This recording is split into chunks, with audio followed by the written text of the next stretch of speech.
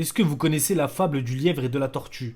Maître Corbeau sur un arbre perché Non, en vrai, sur la fable du lièvre et de la tortue, il y a une morale qu'il fallait retenir.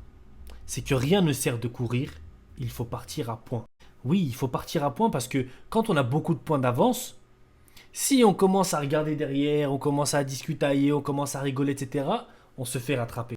Nous, on l'a appris à nos dépens avec le Barça. On l'a appris parce que nous aussi, on avait 10 points, 11 points d'avance sur le Real Madrid. Je ne sais plus exactement combien. Et on a perdu, on a fait des nuls, on a discutaillé, on a parlé de l'arbitre, on a fait des choses. Et pendant ce temps-là, derrière, ça avançait, ça continuait, ça gagnait, ça gagnait. Ça gagnait des 1-0, des 2-1, mais ça gagnait. Et bien maintenant, goûtez à cette fable, goûtez à cette morale, goûtez aux tortues. Ne sous-estimez pas les tortues, vous qui avez Mbappé dans votre équipe.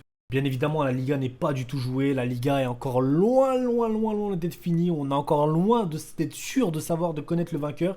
Parce que on va jouer l'Atlético, on va jouer le Real. On est en termes de points égalité avec le Real Madrid. Si on bat le Rayo Vallecano, avec une différence de but, on est devant eux. Mais si on bat le Rayo Vallecano, sachant que le Rayo Vallecano, qui sont sixième, sans perdre de match depuis un moment, depuis belle lurette, ça va pas être simple. Ça va pas être de la tarte, comme on dit. Donc restons humbles. Hein. Araujo peut faire une dinguerie à tout moment, les gars. Mais on a notre destin entre nos mains. C'est officiel, enfin on l'avait déjà, mais c'est encore plus officiel. Et d'ailleurs, j'aimerais rajouter un truc. Hein. Pour moi, l'Atlético Madrid est terrifiant. Je vais vous dire pourquoi. Eux, ils n'ont pas eu le truc de la fable du lièvre et de la tortue. Eux, ils n'ont pas perdu 10 points ou 11 points d'avance. Eux, ils ont grappillé des petits points par-ci par-là, etc. Ils n'ont jamais eu une avance considérable sur qui que ce soit. Mais ils sont restés constants dans leur montée. Donc, il faut faire très très attention à l'Atlético Madrid.